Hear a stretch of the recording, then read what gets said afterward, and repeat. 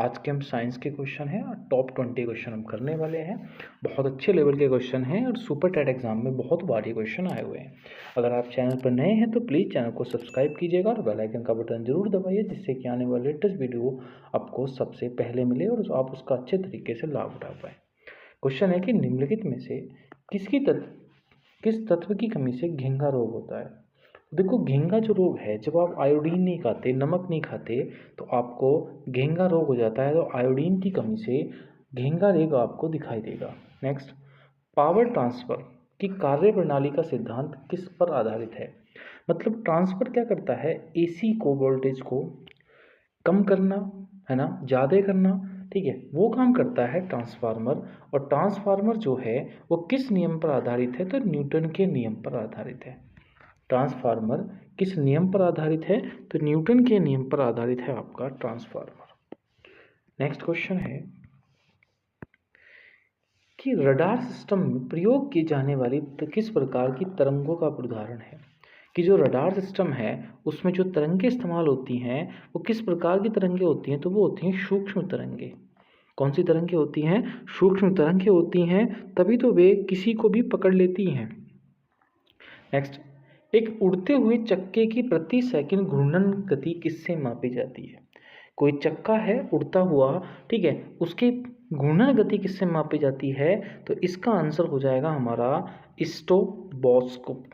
किससे मापी जाती है, स्टोबोस्कोप से। नेक्स्ट क्वेश्चन पे चलते हैं। नेक्स्ट क्वेश्चन है कि निम्नलिखित में से कौन सा प्लाज्मामोडियम परिजीवी का वाहक है। तो प्लाज्मामोडियम परिजीवी का वाहक कौन सा है, तो इसका आंसर होने वाला है क्या, चलो मैं एक क्वेश्चन आप पर छोड़ देता हूँ कि इसका आंसर आपको बताना है, ठीक है, कि कौन सा जो है आपका प्लाज्मामोडियम परिजीवी का उदाहरण है। मच्छर, मक्खी, चूहा की सारे, इसका आंसर आपको देना है। नेक्स्ट क्वेश्चन है कि लोहे पर जंग लगना किस प्रकार की अभिक्रिया का कारण है। देखो, लोहा जब नमी में आपका आ जाता है, ठीक है, नमी उसको लगने लगती है तो उस पर जंग लग जाता है, और ये एक रासायनिक नहीं, एक भौतिक कारण है। कौन सा है, एक भौतिक कारण है आपका। नेक्स्ट क्वेश्चन पे चलते हैं। पृथ्वी की घूर्णन गति कितनी है। तो देखो, पृथ्वी की घूर्णन गति हमें बतानी है, ठीक है। पृथ्वी जो है घूर्णन गति कैसे बोलते हैं, देखो हमारी जो अर्थ है, हमारी जो पृथ्वी है वो दो तरीके की गति करती है। एक होती है परिक्रमण और एक होती है घूर्णन।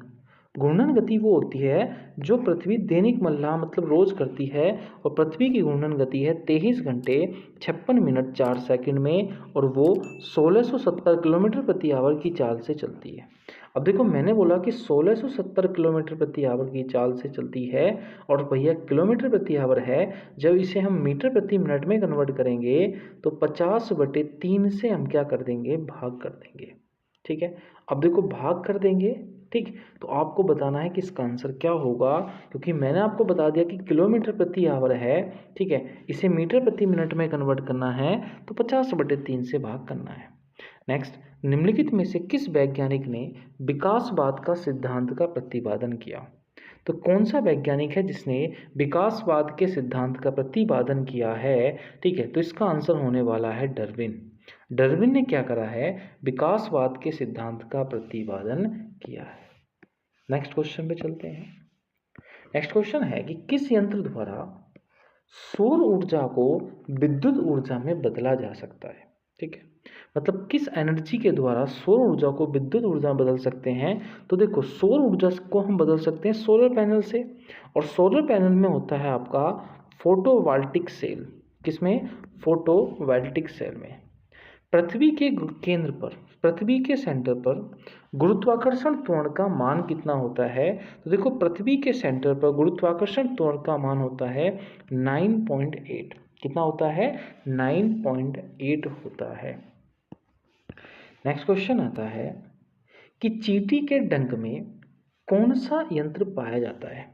देखो, चींटी का जो डंक होता है उसमें कौन सा यंत्र पाया जाता है, तो देखो चींटी के अंक में पाया जाता है फार्मिक अम्ल। कौन सा पाया जाता है, फार्मिक अम्ल पाया जाता है। याद रखना है कि भैया चींटी जो है इसे लाल चींटी है, लाल चींटी में क्या पाया जाएगा, फार्मिक अम्ल पाया जाएगा। अगर जब लोहे को जंग लगता है तो उसके भार में क्या परिवर्तन होता है? देखो, जब लोहे में जंग लग जाता है तो उसका भार बढ़ जाता है। लोहे में जंग लगने पर क्या होता है, भार जो है वो आपका बढ़ जाता है। नेक्स्ट क्वेश्चन पे चलते हैं, ठीक है। नेक्स्ट क्वेश्चन है कि मनुष्य का, ठीक है, कम तापमान को मापने वाला यंत्र कौन सा है?